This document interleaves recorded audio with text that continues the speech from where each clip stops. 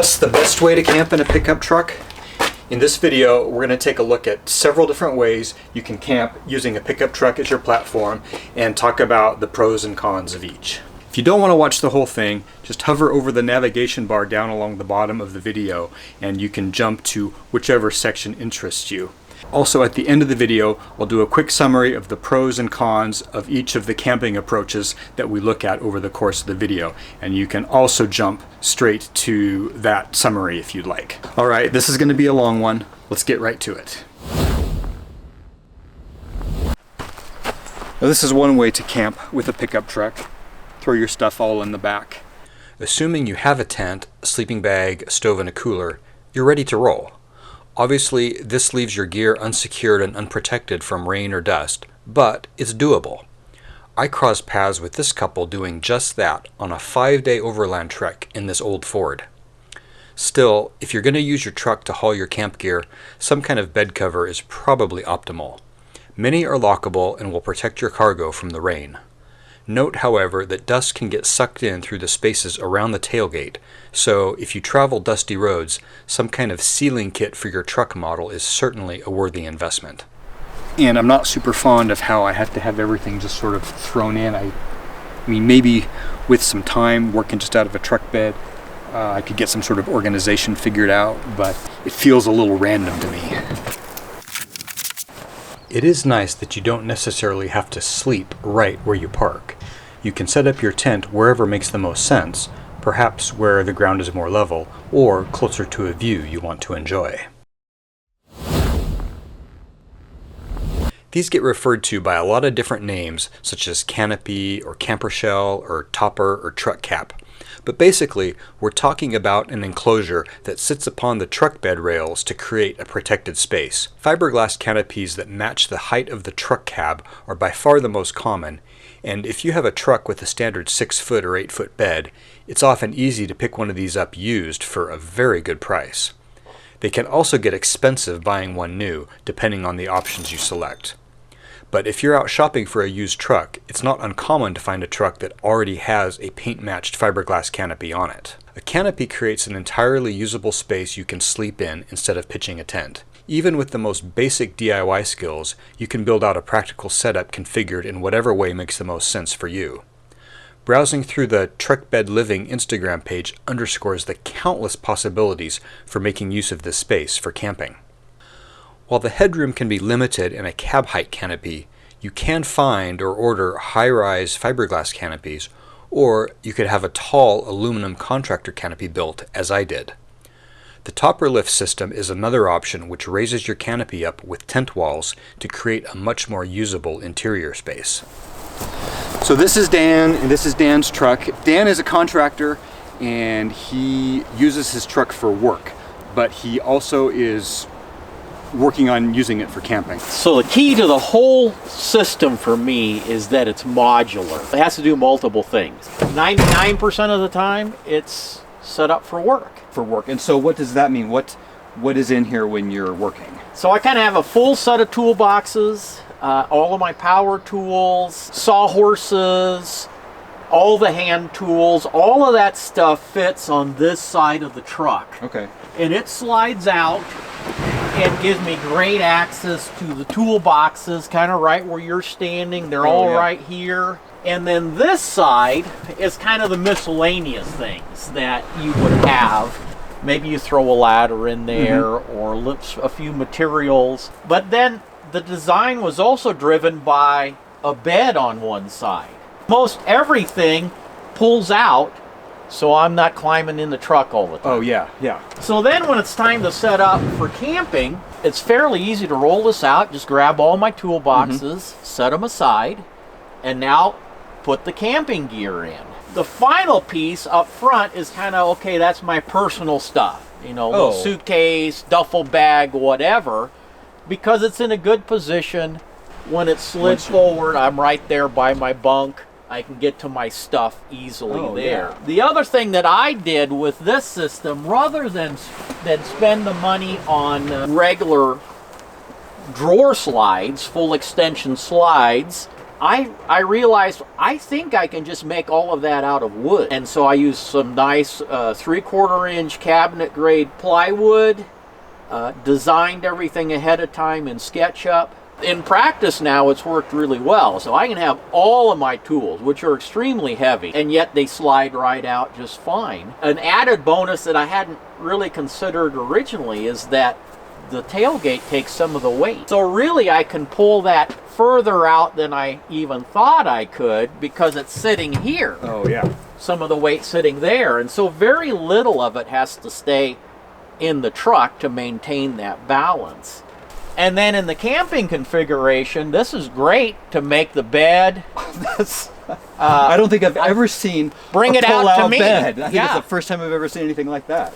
And that works really convenient for me. The sides here, of course, there's a little bit of room with the fender wells. It makes a nice platform next to the bed to just lay your stuff, almost like a nightstand. Yeah, yeah. What I also like about this, compared to a lot of canopy truck beds that I've seen, is that your bed is all the way down there, and you've maximized your headspace. I see so many people build truck campers, you know, using a canopy shell, and they make a platform all the way across here, right? Yeah. And so then they've got the storage underneath it, but then they've got like this much space to move around in and sleep in. I realize that wouldn't work for me. That seems very I just can't uncomfortable crawl to through me. that. I can't even imagine. It's a little bit like that coffin feeling. Yeah, where yeah. In my case, I have a lower canopy.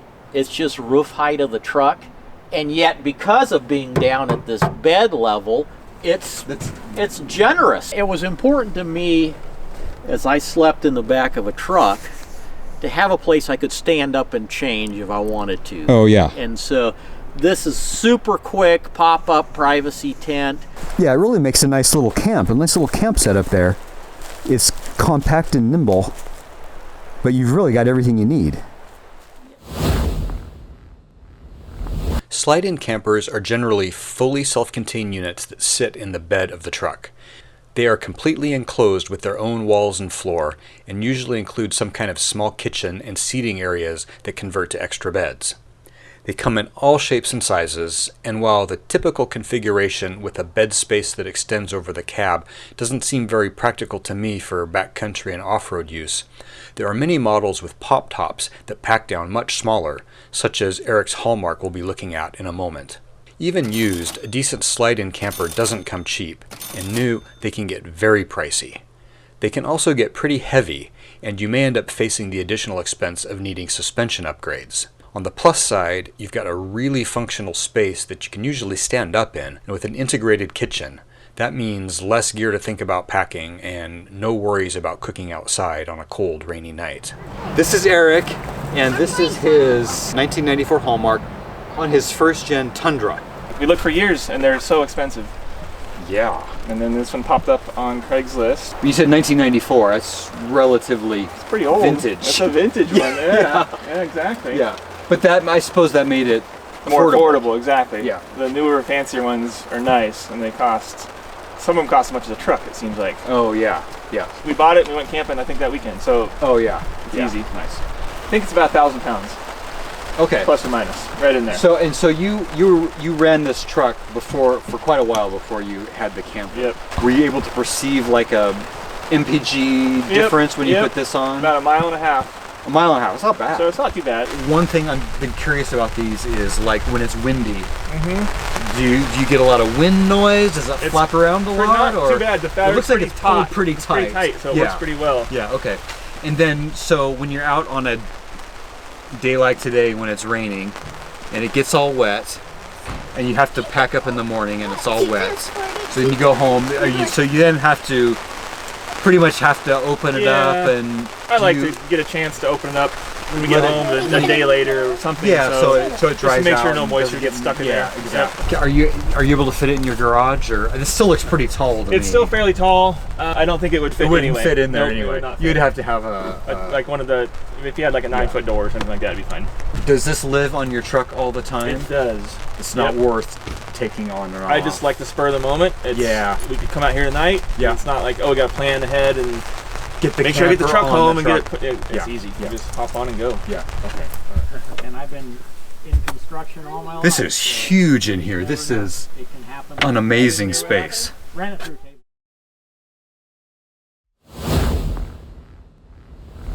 If you're confident in your DIY skills, you can simply build your own topper or slide-in camper. From sleek and lightweight to, well, not so sleek and lightweight, you're truly limited only by your imagination and budget. Wood construction is probably the most common approach as it's relatively easy to work with, though a sturdy wood build can get heavy. Another DIY option is the foamie build, using easily workable rigid foam insulation as the structure. My buddy George of Southwest Idaho Overlanding has dragged his foamie trailer countless miles on countless trips, and it stands up remarkably well to the abuse. George actually has a dedicated channel for foamie building with information that can be applied to building a trailer or a truck camper. I'll put a link in the description below. Depending on how much time you can devote to such a project each week, building your own topper or camper can easily require months of weekends and evenings, and will take up a chunk of space in your garage in the process. If you're comfortable working with metal, that opens up some intriguing additional options. So this is Jaron, who you may know as the YouTube channel PNWXplore. He's also on Instagram, PNWXplore. And he makes some nice videos out around Central Oregon. And you've heard me talk about the camper that he built on the back of his truck. This is a huge project, and it's beautiful, by the way. It's really amazing, and you can't even tell, you know, in the video how really nicely made this is, and not amateurish at all. To me, this seems like a really ambitious DIY project. Yeah, no, I mean, there's no doubt about it. It was really ambitious. To kind of understand why I built it, I'd like take a step back to when I got the truck. It had a canopy on it, and I started out with one of those rooftop tents with you know, the bag you throw over the top basically, and you have to zip the cover on and all that stuff. So I used one of those for a long time, and then it was kind of evolution from there, like trying to get something easier to set up, faster to set up. So I went to like a wedge style, just hard shell rooftop tent, and something like a GFC was something I've wanted for a super long time. And having the canopy on the truck without wind doors, it was just a total pain for, like, when you have two people, like when me and my wife would go on a trip, have all the stuff in here, you're playing like Tetris with totes and stuff like that. So that was the one thing I really didn't like about the old setup, and really one of the main driving factors to wanting to build this was being able to have all of the access to my stuff super easily, and then having somewhere inside for me to like stand up. So I stumbled upon Jim, he goes by Ripcord on Instagram and YouTube. I stumbled upon his plans for this. And since he had laid it out all pretty nicely with all the parts, I was basically like, how hard can it be? And there were so many posts of other people building them, it looked pretty easy. And that's really what drove me to attempt this myself, is that somebody kind of blazed that trail first, and I had a plan to follow. So to me, it felt fairly attainable, and it ended up being fairly difficult in some spots. The sewing specifically was really difficult, but it was a really good project. Yeah. If you guys want to see how he built this, he's got a whole video that walks through his entire process beginning to end, and he's got a really nice walkthrough video of the finished camper. So we won't go into too much detail. This is a really comfortable looking and versatile setup. There's lots of room for your gear in here. Totally. And you can still get up there and stand up, and you still have that huge bed. Right.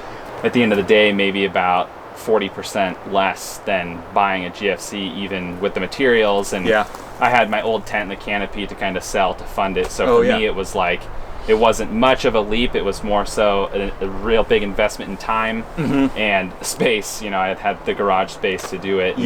The wife had to sacrifice the garage for a few weeks while I finished it up. So I'd work a normal day job, and so I basically, all the hours I had available to me at the end of the day, and then weekends, most days, was just spent building this. So from when I started to when I finished was 10 weeks. And if I had to estimate, I'm looking at like 200 and something hours that I spent on this over those 10 weeks. Any regrets about having done this, or any of the ways you did it, or things that you would have done differently now that you've lived with it a little bit? You know, some of what I would change, maybe just the hinges, maybe a continuous hinge, something more waterproof. You know, when the doors are closed, stuff tends to settle on top of the seals, which is kind of something that it irks me a little bit. It's not the end of the world. Something else I've thought about doing is, like, I learned to sew on this, and so I've thought about redoing the sewing portion and, like, making just a new fabric portion and kind of modifying it, because the curved zippers were one of the most difficult parts of it. And it's such a big piece of fabric that you're trying to, like, work it through the sewing machine. So that was really frustrating. Other than that, maybe have the frame powder coated instead of rattle canning it for maybe more durability. But I like the rattle can because I can touch it up. You can touch it up. Yeah. That makes sense to me. And so you built the framework, the underlying framework, out of steel. Yep. Yeah. Yep. But the sort of tent portion is made out of aluminum. Yeah, so this is all 80-20, which is, you know, pretty standard stuff. Like, Modular. yeah, machine System. shops use this to build, like, I mean, this can build, it's like a adult erector set, basically. Yeah. And so where the aluminum meets the steel, I always hear people talk about you can't put aluminum with steel or whatever. Right. And so is there some sort of buffer between those, or how does that work? There's a cork gasket. Oh, cork. Between, interesting. I haven't spent any nights in really windy conditions yet. I know it's probably going to be noisy because it's a fabric tent and stuff. Rain, yes, I spent the night in rain, did perfectly fine. No issues with water. This material is, you know, they build outdoor furniture cushions and stuff out of it, so it's actually PVC backed on the inside. Okay, so it's waterproof material. Totally watertight. The zippers are waterproof. So no, I was surprised at how, you know, there was nothing that got in there. It was smooth sailing on the first go. And before this, you were camping in a rooftop tent anyway. Yeah. So you're accustomed to that. Yeah, so that experience. I had a roof nest Sparrow before this, so same clamshell style. Yeah. So I have a good feeling of what this is probably going to be like in the wind. Yeah. It's going to be better than, you know, your full-on, fold-out style rooftop tent, but it's still going to be something with fabric exposed to the wind. So what about just overall camping experience in this versus your camping experience when you were in the roof nest? Yeah, it's night and day. I mean, it's such a game changer being able to, like, have a space inside that's, like, away from the elements.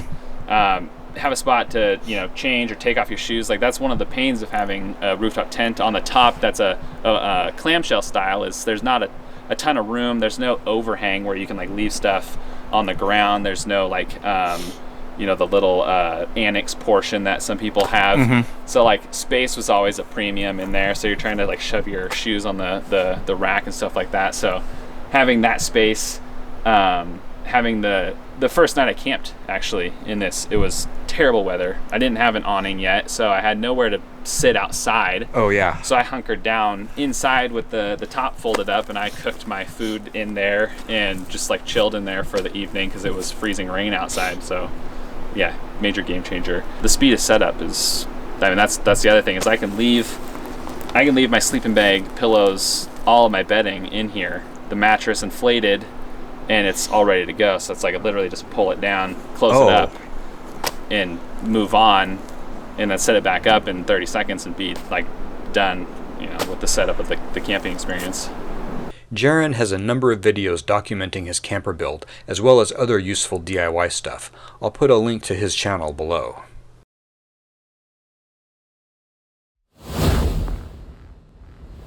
Adding a bed rack and mounting a rooftop tent seems to have become the most common approach to camping with a pickup truck, and probably for good reason. There are a lot of products out there ready to go. If you've got the budget, you can put a setup together very quickly and be out adventuring in no time. It still permits a huge amount of flexibility to personalize your setup, from the size and style of tent to how you configure the rest of your gear in your truck. So this is Dustin, and this is his Tundra, and he runs a rooftop tent setup on it.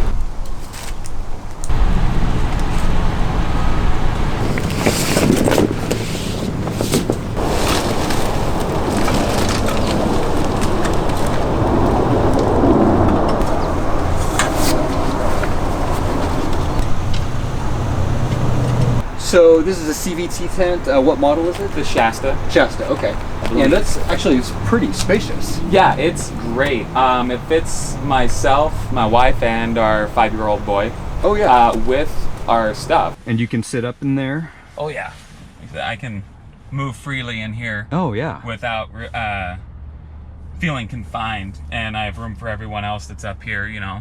One of the reasons why we're probably going to stay with this style versus a hard shell for a while is just the sheer size. Yeah. Hard shells are nice because they're even more convenient. Yeah. But you can't get this kind of space. no, you can't. Are you able to keep the bedding inside of here, or do you have to move the bedding up into it? Oh yeah, when we're using it for multiple days at a time, we actually leave the sleeping bags in there and fold it all up as one. Okay. That way we only set up their sleeping setup once. This most recent trip was the first one we've done where we got rained and snowed on heavily. Oh yeah. A couple times, and I mean the thing does great. Putting it away wet made me a little nervous because we couldn't dry it out for a few days, but I had zero issues. Got back into town, sun was out, popped it open, dried out in maybe an hour and a half, 2 hours. Oh yeah. Okay. All right. We usually have about 5 to 6 totes slid in here with the rest of our gear, like chainsaw, camp stove, variety of other things. Some of the stuff you can see in here are clothing bags and whatnot will go in the cab with us. Okay. This becomes our camp cook station. Most things just stay in with the vehicle. So there's not much in terms of setup after we do the tent. Like we have a camp table and our chairs. That's the only thing that sits up outside of here. Everything else is, we need this. Slide the tote out, pop it, grab it, put it back. We wanted to get up off the ground, you know. Obviously there's a convenience factor with having it just always on the vehicle. Yeah. Since we started doing the whole more primitive camping and overland scene, get my family up off the ground away from, I'm not saying there's tons of predators out there, but there could always be something. Oh yeah. You know. Yeah. So it's not a huge hit on your MPG. I think I only saw just only with the tent and everything about 2 miles per gallon difference. Oh. But I can hear it. Oh, That's okay. one thing. I like having my back window open often, and when you're driving anywhere, no matter the speed, you can hear more wind. On the freeway you can hear it. I think that the benefits of having it far outweigh anything that I've experienced yet in terms of a disadvantage or a quirk that I don't like. One detail that strikes me is how much usable cargo space remains available. This is almost like a canopy space. Yeah, in here. it really is. It's pretty spacious.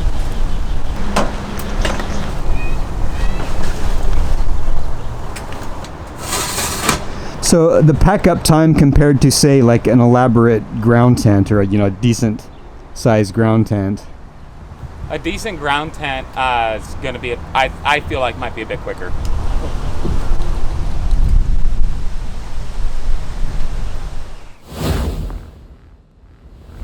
You can use your truck to tow some kind of a trailer camper.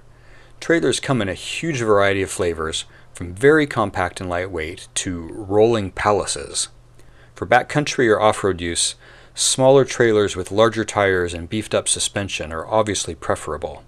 These can range from a basic trailer frame with a rooftop tent to a teardrop with an integrated galley to something like this Teton featuring a roomy sleeping space with pop-top headroom and pull-out kitchen elements. Hauling a trailer obviously can pose some challenges in the backcountry, especially if you need to turn around on a tight trail, but a lot of people prefer this approach. It offers the huge advantage of allowing you to leave your camp set up and still use your truck to go out and explore during the day. It also allows your truck to remain a usable daily driver pickup during the week, but the trailer is always there ready to go when you get the urge to get out and camp. For the sake of completeness, I'm just going to quickly mention a couple of sort of hybrid approaches without going into as much detail. There are an assortment of truck bed tents available, which are very much like a ground tent, but designed to be pitched on a truck bed to get you off the ground. On the surface, this appears to be a clever solution and gets you off the ground, although in practice it seems to me like it comes with all the disadvantages of a ground tent, only they're even more complicated to set up.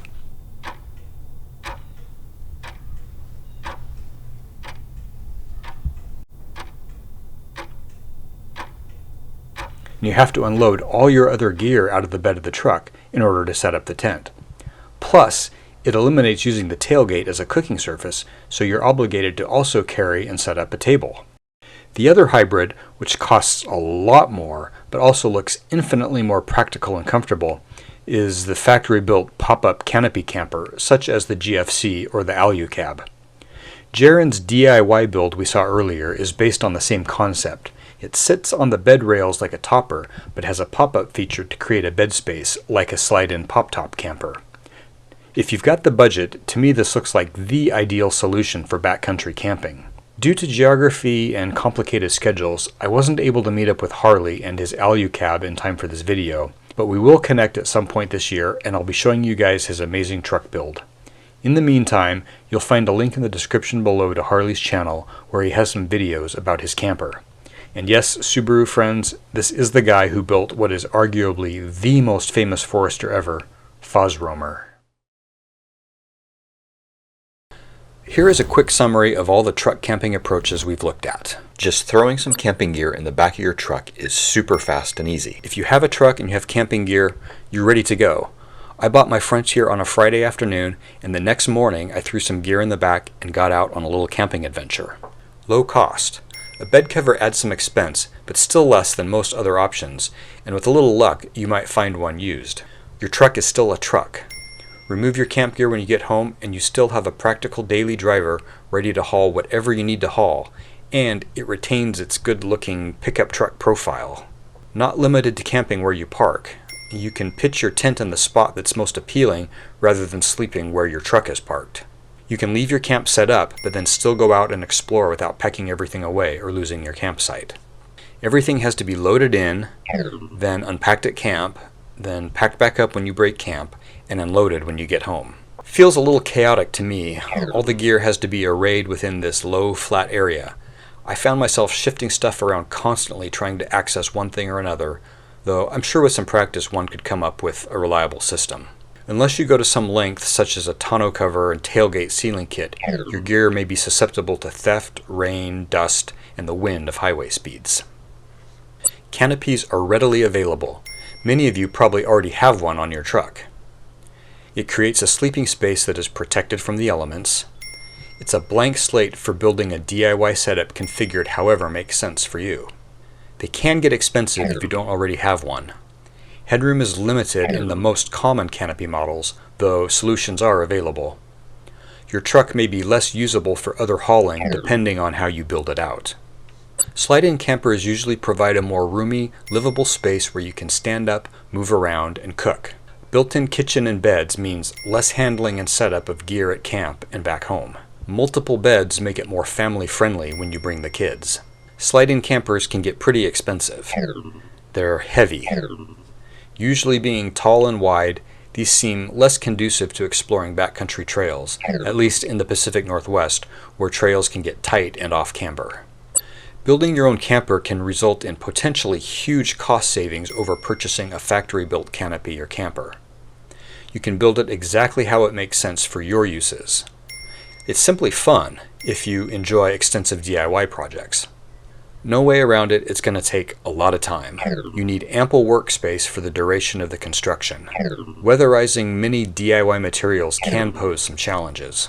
A rooftop tent offers a practical setup that's always adventure ready and deploys reasonably quickly when you get to camp. It offers a roomy, comfortable sleeping space off the ground and away from critters. Depending on the rack height, your truck can remain very usable as a truck, and also retains significant hauling capacity for camp gear, bikes, or other toys. While there are some budget models, in general a good rooftop tent plus a bed rack to mount it on is going to add up. It still has many of the disadvantages of a ground tent: wind noise at night, wet fabric that needs to be reopened and dried at home, and they can be a hassle to pack up depending on the style of tent. Going up and down the ladder can be impractical if you camp with a dog, as well as those middle-of-the-night calls of nature. Once you've got camp set up, you won't be driving anywhere without completely breaking camp and packing it all back up. Towing a trailer, your truck remains a usable daily driver truck for other uses when you're not camping. You can leave your trailer set up at camp and go out exploring during the day without all the teardown. Trailers are usually very self-contained and ready to go, Just hook it up and head out for the weekend. Trailers tend to range from expensive to really expensive. They're far less nimble on the trail. Towing that weight may impact your driving experience and gas mileage. So what's the best way to camp with a pickup truck? Really, there's no single right answer to that. It's going to be different for everyone. But hopefully this video may help you identify the direction that makes sense for your needs and budget. And if you already have a truck camping setup that you're happy with and you like the way it's working, leave a comment below, because your comments can be helpful to other people who are trying to decide what to do, and they'll be happy to read what you have to say as well. All right, thanks for watching. I did finally get a new vendor set up for t-shirts. You can order them by going to softroadingthewest.com and clicking on store. Subscribe, support me on Patreon, watch these videos.